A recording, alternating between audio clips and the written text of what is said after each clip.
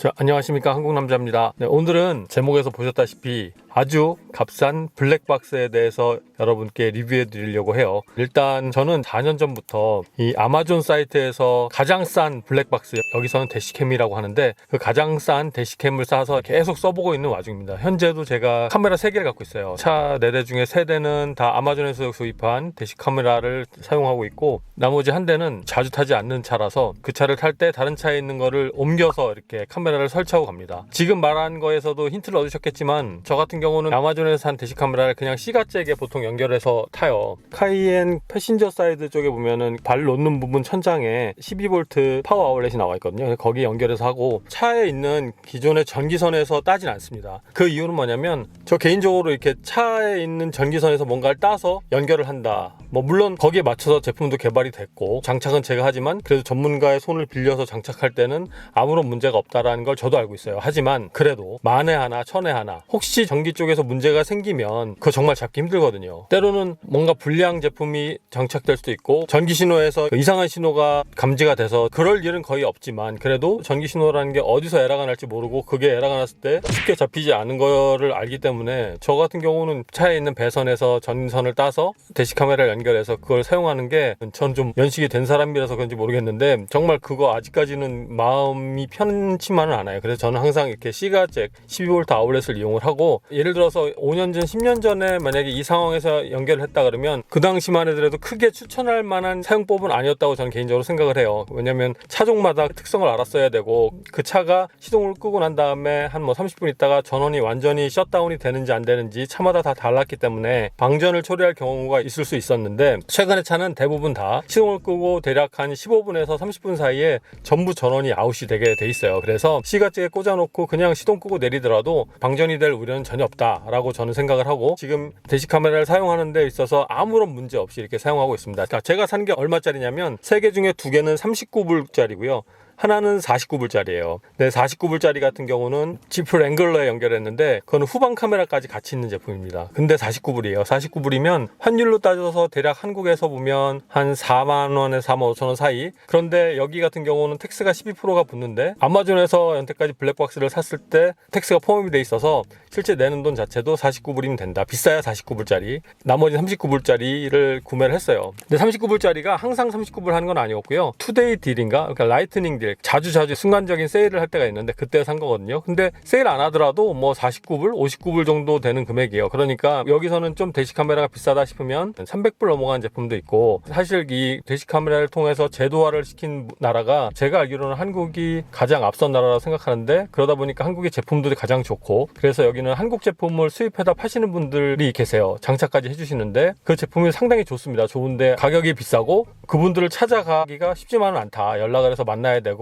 이런 부분이 있는데, 아마존 같은 경우는 집에서 핸드폰으로 뚝딱뚝딱 하면 그냥 하루 이틀 안에 제품이 날라오니까 그런 부분은 상당히 편하죠. 그런데 아마존 제품을 구할 때 꼭 해야 될 부분이 1080짜리를 사셔야 돼요. 간혹 가다 보면 같은 금액에 720짜리가 있는데 720p 같은 경우는 정말 화질이 너무 안 좋아서 나중에 번호판 식별하는 게 안 좋더라고요. 그래서 예전에 저도 깜빡 속아서 한번 720짜리를 산 적이 있어요. 근데 너무 화질이 안 좋아서 그걸 쓰지 않고 1080을 구해서 샀고요. 대부분의 대시 카메라는 최근에 1080이에요. 720짜리는 거의 없는데, 그래도 혹시 한번 제목을 보셔서 1080이 맞는지 한번 확인을 해가지고 구매를 하면 제품의 어떤 화질이라든가 선명도 이런 것들은 전혀 문제가 없습니다. 그리고 보통 뷰 각도가 170도 이상인 제품이 대부분이에요, 최근엔. 그래서 대시 카메라 앞에 이렇게 하나만 있어도 전반적으로 넓게 보이는 거는 대부분 문제가 없다라고 말씀드리고 싶고, 요즘에는 고가의 블랙박스에 들어가 있는 기능이 이 저가형에도 다 들어와 있어요. 실질적으로 메모리 카드만 하나 잘 꽂으면 그 다음부터는 내가 손을 대지 않더라도 자동으로 지우고 기록하고 하는 거를 반복적으로 계속 하게 해주고, 예전엔 그런 거 없었거든요.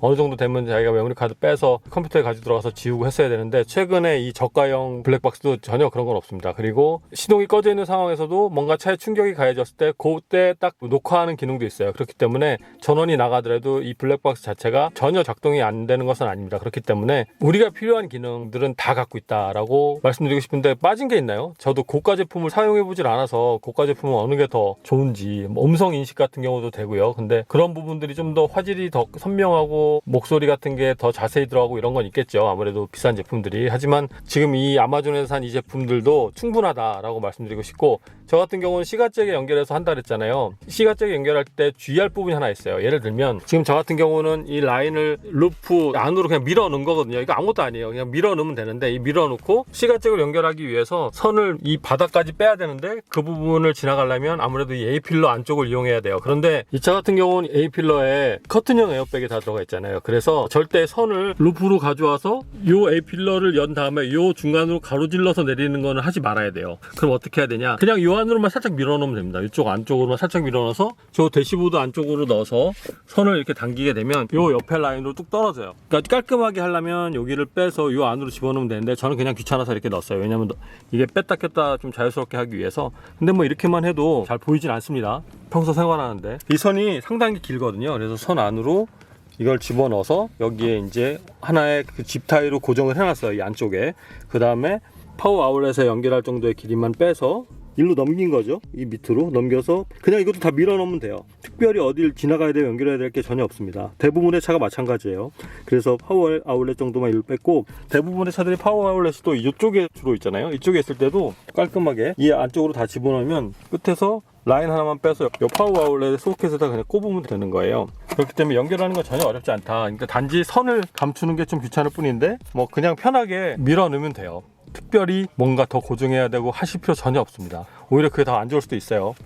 그래서 선 연결하는 부분은 정말 어렵지가 않고 초보자 누구나 할 수 있다라고 말씀드릴 수 있고, 하는데 뭐 5분? 채 5분도 안 걸릴 거예요, 어떤 분이 하셔도. 근데 이제 랭글러 같은 경우는 여기에 그냥 쇠파이프 형식만 있죠. 커튼형 에어백이 없기 때문에. 그래서 이걸 특별히 선을 감출 데가 없어요. 그럴 때는 이 안쪽으로, 이 파이프 뒤쪽으로 집 타일을 중간중간에 감아서 해주면 되고, 랭글러 같은 경우는 아무래도 차 구조상 좀 그런 단점은 있죠. 선이 보일 수밖에 없는. 그렇지 않으면 이제 이쪽에 들어가는 전기 배선을 따서 해야 되는데, 저 개인적으로는 그렇게 원하진 않습니다.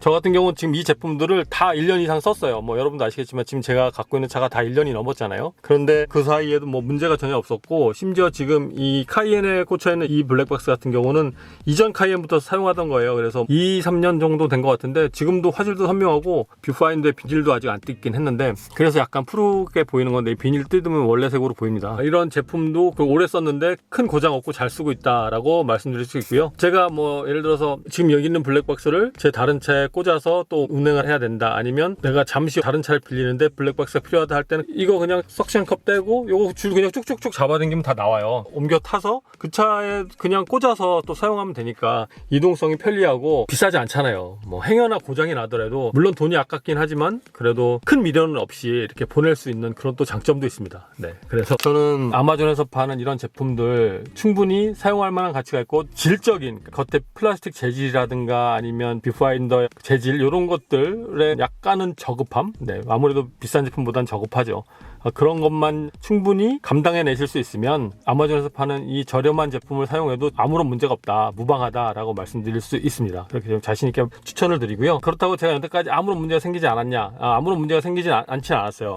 저 벤이 한 대 있잖아요. 저에게 사용하는 블랙박스는 문제가 생겼었는데, 어떤 부분이냐면 이 C가잭 끝에 보면 퓨즈가 하나 있었어요. 저 차는 이건 없는데 퓨즈가 한번 나가서 간 적이 있죠. 근데 그 퓨즈도 아마존에서 한 5불 정도 주니까 한 30개 주더라고요. 그래서 그냥 그 김에 퓨즈도 좀 구매해 놓고 퓨즈도 갈고 지금 좋게 사용하고 있어요. 그래서 보시면 저런 벤에도 사용하고 랭글러에도 사용하고 있고 지금 카이엔에도 사용하고 있는데 아무런 문제도 없고 잘 쓰고 있다라고 말씀드릴 수 있어요. 자, 그런데 그 고가의 제품 같은 경우, 아니면 대부분의 이제 전문가들은 블랙박스를 설치할 때 저처럼 안 하고 바로 차에 보면 ACC 파워 들어가는 선을 찾아서 거기에서 따게 돼요. 아니면 상시 전원에서 딸 수도 있고요. 근데 상시 전원 같은 경우는 제품에 따라 다르긴 한데 약간은 방전할 수 있는 우려가 있어요. 그래서 저는 추천드리진 않는데, 근데 대부분 상시 전원에서 따죠. 근데 그런 전문가들 손에 거쳐서 이런 제품을 장착하게 됐을 때 아무런 문제가 없으면 정말 좋은데, 만에 하나 문제가 생겼을 때 워런티에 지장을 받을 수가 있습니다. 근데 워런티 지장을 받으면 아무래도 좋지 않잖아요. 그럴 땐 어떻게 해야 되냐? 문제가 있어서 서비스 받으러 들어갈 때 블랙박스 띄면 돼요. 되게 웃긴 얘기지만 그것도 어차피 선을 딴 거잖아요. 그래서 전원선만 띄고 그냥 들어가면 이쪽까지 다 뒤져보진 않습니다. 그리고 그게 진단기에 나오는 건 아니에요. 이왕 이 제품을 띄었으면. 그렇기 때문에 특별히 걱정 안 하셔도 되고요. 근데 에러가 났을 때 그 에러를 그냥 다른 문제에서 부각이 돼서 고치면 상관이 없는데, 아주 가끔은 이 블랙박스의 제품 오류 때문에 신호가 이상하게 잡힐 수가 있어요. 그런 경우는 진짜 드물고 거의 없다고 봐도 되는데,